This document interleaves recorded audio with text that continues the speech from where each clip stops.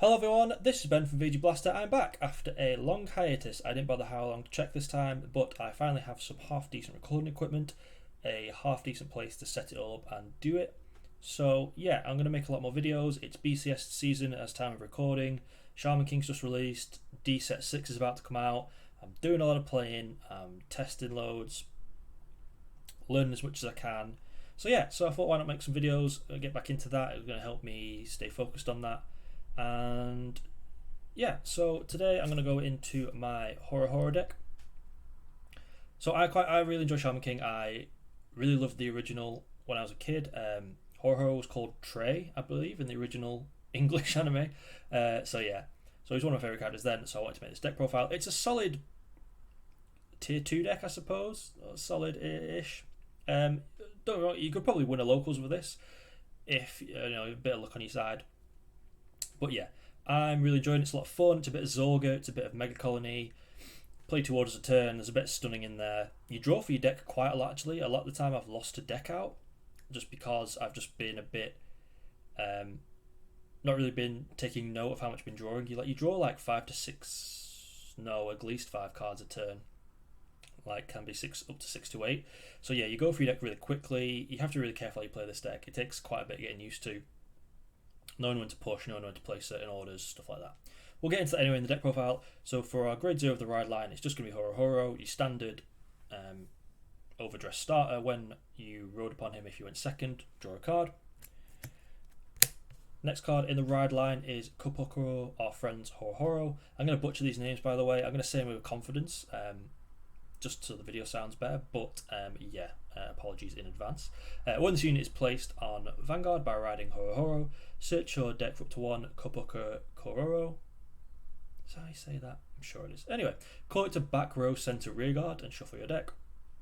So you ride this, you search for a very specific grade 1, which we'll get into later, place it behind your Vanguard, shuffle your deck. This helps for setup later on, which we'll get into, as every ride line kind of does. So that's it. And next for the grade 2, victorious is he who strikes first, Horohoro. At the end of battle, this unit attacked while boosted by a unit with Kororo in its card name. Put a card from hand into your soul, search your deck for 1 Horohoro order, reveal it and add it to your hand, then shuffle your deck. And the second ability is continuous on rearguard. This unit gets plus 2k. That's irrelevant, we don't run this card as a rearguard. So your first ability, once again, is more setup. Like I said, this deck kind of revolves around your orders, so getting a search is pretty good, and you want to build up your soul a bit as well for the cost of some of these orders, or one specific order. So yeah, once again, just more setup gets you ready to go. And finally, let's get serious. Horohoro is your grade 3 for your ride deck. Continuous, during your turn, you may play 2 orders, and if you have played 2 or more orders during this turn, this unit gets drive plus 1. So really good, no stipulation. As long as you have the orders in hand to play, you can play 2. They don't have to be different orders. They can be the exact same order because there's ways of recycling them. And then as long as you played 2, he gets an extra drive, so a lot more pressure. Like I said, this also contributes to how quickly you kind of go through your deck because you're triple driving pretty much every turn. So yeah, and then Horohoro has the Oversoul ability, which is an ability shared by all big grade 3 Shaman King units. So act once per turn, put a rearguard with Kororo and its card name into this unit's soul, then choose a Horohoro order from your drop zone, put it into your hand, and this unit gets 5k until the end of the turn. It's really good. Just put a Kororo into soul, which is very easy to do. Obviously you get 1 off your ride deck straight away, so as soon as you ride him you can use this ability, and then from there that just builds up steam, you get a bit of power. So this unit as well, because the 2 abilities are separate, you can play an order first, then use the Oversoul ability, add the exact same order back to hand, play it again, and then you've hit all your conditions as long as you can play the cost for everything. So as I said, really easy to do, really consistent, and a lot of fun. So let's get into the main deck. We'll start with grade 3s and we'll start with the orders because they're kind of what the deck is kind of focused around. We don't play a lot, we only play 5 orders, which might seem low for a card that for a deck that revolves around them, but you recycle them a lot, obviously, as I just said with your main grade 3, he'll add 1 from drop to hand. This card recycles, and there's another grade 1 we'll get into later which recycles from drop as well. So it's not hard to do. Once you get one in hand, you can quite consistently recycle it. So it's not that difficult. So anyway, this is Cow Prinwhip. Play this if you have a Horohoro unit. Then is a unit specifically? Yeah, if you have a unit with Horohoro in its card name. Choose one of your opponent's back row rear guards. Your opponent then chooses an open front row rearguard circle to move it to. If they can't move it, it gets retired instead. And then you may choose a Horohoro order from your drop zone that is not another copy of this card. You may add it to your hand. If you did, bind this card. So the first card, obviously, you choose the back row rearguard, so you choose the card that's going to be moving or retiring, but then your opponent chooses where it gets moved to. If they don't have the open front row, it gets retired. This deck also has a little bit of stunning, so ideally you either retire it or they move it to an open front row rearguard and then you stun it, which makes things a little difficult for your opponent to then decide. They'll move it back, obviously, if there's nothing there, if there's nothing behind it to move to. Sometimes you can stun the column and it's a bit frustrating, they have to call over it, or they just kind of leave it. So yeah, pretty decent card. The second ability of this card, as I've learned from playing this deck, only use it if you really need to. If you have ways to bounce an order back from drop in any other way, do it, because you can get to late game, and if you've used this too early and you have no way of bouncing orders back from drop, this gets kind of difficult and you kind of lose your momentum. So yeah, only use the second ability for you. You need to, because it binds this card, you can't use it again. So just a bit of pre-warning on that. So next for our orders, we will run 2 copies of Masoso Crip. Once again, you may only play this if you have a unit with Horohoro and its card name in play. Play it with Counterblast 1. You draw a card, then choose one of your opponent's front row rearguards, and that unit cannot stand during the next stand phase. Frustrating doesn't freeze intercepts as well. Obviously, the idea is you're freezing that unit in place, but they can still intercept with it, so it's a little frustrating. But sometimes it's good because you do force you, instead of like having to think, oh, do I need to get rid of the rear guards or should I just keep going at Vanguard? You kind of force your opponent to intercept with it anyway. So you're kind of getting rid of the rear guards as well, while you can focus all your attention on attacking the Vanguard. But if you move, like I said as before, if you move a grade 1 there, or they have a grade 3 there, you can stun it, and then your opponent either has to call over it or just let that be a dead column for the turn. Obviously, it's only during the stand phase, so if they have a card that has the ability to restand, like the Verena, they'll still be able to stand it during any other phase of their turn. But obviously, once again, you get a card draw. This deck builds up so really easily, so this card's a really easy card to play twice in a turn by recycling it. So, yeah. And finally, 1 copy of MS Nokapekano. Once again, only play this if you have a unit with Horohoro in its card name. Play it with Counterblast 1. You draw a card again, and then choose one of your Vanguards with Horohoro in its card name, and it gets plus 10k till the end of turn. So this we only run 1 of because Counterblast is a little contested in this deck. There's quite a few cards there's 3 cards that use Counterblast, but all in 1, but there's no way of countercharging in this deck outside of healing. So your Counterblast is a little more in demand in the deck, so we only run 1 copy of this, and then ideally you see it and you play it when you really need to, or you've just got plenty of Counterblast to use. A little bit of power to your Vanguard, you get the card draw once again. As I said, usually playing either 2 copies of Masoso or this, or you can play 2 copies of this, but you're drawing every time you use it. So once again, you're really drawing through your deck, so you've got to be careful. And obviously just more power is really good, especially in D currently. Finally, for grade 3s, we're going to go back to our normal units now, and just 3 copies of our Ride Line grade 3, just a Persona Ride, very consistently every turn. There is the double rare kind of pseudo Persona Ride Horohoro, I think it's called Ruler of the Ice World or something like that. I don't use that in this build. I find just the ability to Persona Ride is a lot better. That card basically, it's the same kind of thing. You can use 2 orders in a turn, and then I think if you've used 2 orders, he gets plus 10k and a crit, but you don't get the extra, you're down to twin drive. So I suppose you consistently, your Vanguard's putting a lot of pressure on, but sometimes you appreciate the extra card in hand, or even though I said this deck draws through it a lot, or just the ability to maybe hit a trigger. It makes your opponent kind of sweat a bit more, and like considering a 2 to pass or something like that. So I just feel triple drive's a lot better instead of a consistent 10k and crit. You may disagree with me, but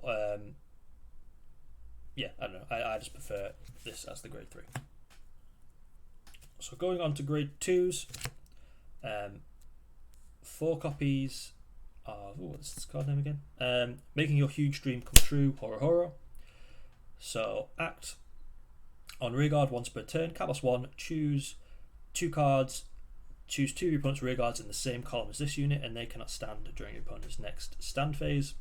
Once again, pretty good, not on place, just a hard act once per turn. Really good. And then second ability is continuous on rearguard. During the battle, this unit attacked a grade 3 or greater unit. It gets plus 5k. So swings for 15k. You persona ride pretty consistently with this deck, so usually swing for 28. Pretty good, just a bit of a beater. And then the stun is obviously really nice. As I've discussed, it gives your opponent hard choices, forces them to intercept, things like that. Makes their turns weaker. Obviously, you have a massive hand, so you're guarding a lot of. It's not hard to guard weaker attacks. So next, this is kind of I suppose what you call a flex slot, or a kind of, you can run kind of different cards in this build, in this slot. You know, you can run maybe Jocko, or you can run some Ryus, but I run Dowsing User Lyserg. Its ability is once per well, this is placed, can't blast 1, search your deck for Poppy Spirit Morphia and call it behind this unit. And then when this unit attacks a Vangaurd, is its second ability, auto, look at the top card of your deck, and then you may choose to put it on the top or bottom. You're always usually swinging with your Vangaurd first because you're getting triple drive, and then you use this to kind of check what your damage is going to be on your next turn, or if you're really desperate, just check what's on top because you really want to hit some triggers. Before your Vanguard attacks, you can do it, but yeah, it's basically, so you swing your Vanguard, then you swing with this afterwards, and then you go, am I going to get a trigger on my as a defensive next turn? Nope, let's put that to the bottom, hope the next card is. A little bit of setup. So I kind of like Lyserg for that, but as I said, you can play around with this slot, but this is just what I've chosen to do. Next, we run 3 copies of Kopoku Kororo, which is the card we mentioned in the ride line. You get this card for free, just for going for your ride line. Its abilities act from the drop zone. If you have a Vanguard with Horohoro in its card name and you've not used, and it is not oversold this turn, you can bind this card and call a trigger unit with Koro from its card name to rearguard circle. So really good. Once again, your ride line sets this up. You put it into soul for oversoul, soul blast it out for the cost of your order, and then it's in the drop zone. You'll be guarding with your triggers anyway, so you're gonna, and I think the majority of your triggers are Koros. So once again, really consistent. Just, it's in the drop, you bind it, you call the trigger out, you use the oversoul. It doesn't cost cards from hand then to do it. It just makes things a lot easier. You get rewarded for playing the deck. We run it for 3 because it's a really easy card that you can drop for your ride deck. It's something you can put into soul for the grade 2 ride line to then search for your order and then soul blast it out. It's in your drop zone, or it's just a card you're going to be guarding with. Really solid way of just making the deck really consistent, so really good. Next, we'll run 2 copies of Poppy Spirit Morphia. Once again, this gets called by your Lyserg. So when it's placed on rearguard, you check the top card of your deck, and this unit gets plus 2k until the end of turn. You don't get to move it anywhere, but as I say, you call it with Lyserg, you can check it. Then if you really want, you can swing your Lyserg first. If you know it's a dead card you're not going to want, put it on the bottom, and then get your triple drive, and then hoping you have obviously a Vanguard attack and another rearguard attack to spread out triggers. So yeah, it can help really kind of get through your deck to get a good setup. And then continuous, if you have a card with Lyserg against card name in the same column as this unit, then is it this unit and the, yeah, all units in the same column cannot be chosen by your opponent's card abilities. So yeah, so you play Lyserg, you call this out, and that column just can't be retired, can't be touched, you can't be put into prison, stuff like that. Just can't be chosen. So that's also kind of why I like this particular one, just because you set it down and your opponent has to kind of, right, if I want to get rid of this, I have to attack into it. then you can just call another one or this or that. So yeah, so it's pretty good. Next for grade 1s, we'll run 3 copies of Realizing the Same Dream as Her Brother Parika, sure. So this is an act from the back row center rearguard circle, so it has to be in that specific location to do it. If you have Vangaurd Horohoro in its card name, +1, rest this unit, choose a Horohoro order from your drop, put it into your hand. So this is the other recycler I was talking about. You stick it behind your Vanguard as soon as you get into it. If you don't have any orders in hand, so you have nothing to do, you use your Oversoul, add one to hand, play it, and then use this ability, add the order back to hand or a different order, play that, and then your conditions have been met to get your triple drive. So really, really good. All you use is booster. Yeah, I don't think there's much else to say about this card. It's just really good support. Next for grade 1s, Pyron. This is just auto. When you play a normal order, this unit gets 5k until the end of turn. It's not once per turn, so this unit is going to be an 18k beta, pretty much consistently every turn, which is really solid. You need the power. You need to be really putting pressure on your opponent to finish them, because otherwise you're going to deck out. And basically, like I say, you have all the hand in the world to guard their attacks usually, but you are going to deck yourself out, so you do want to put a lot of pressure on your opponent with your triple drives, and with this and your other things. So yeah, Pyron is very much needed in the deck. And finally for grade 1s, we'll just run 4 PGs. You can use either. There's this one and there's the Ascurio one, but that's in my other deck and this card was cheaper, so I'm playing for this version. It's your standard D PG. If you use it and you have one less card in hand, you don't have to discard for its ability to Sentinel. So for triggers, obviously we'll be using 1 copy of the Overtrigger. There's weirdly only this. This is the same one as the one in the trial deck. If you're confused, it's just nicer artwork in my opinion. It's, if you don't know what it does, it's Overtrigger.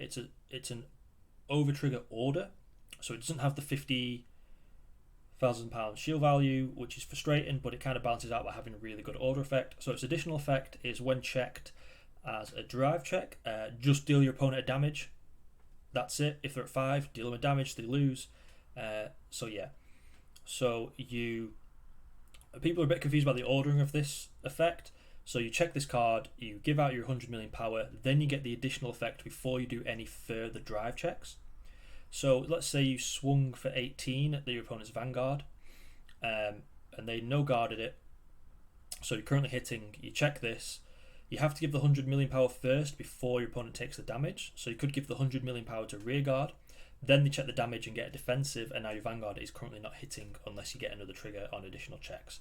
So really remember that and consider it when you're choosing your attack order or when you're going to use this card. If you don't want to risk it, just give the 100 million to Van, and then you're guaranteed to hit. But then if you're not guaranteed to finish them there, then yeah.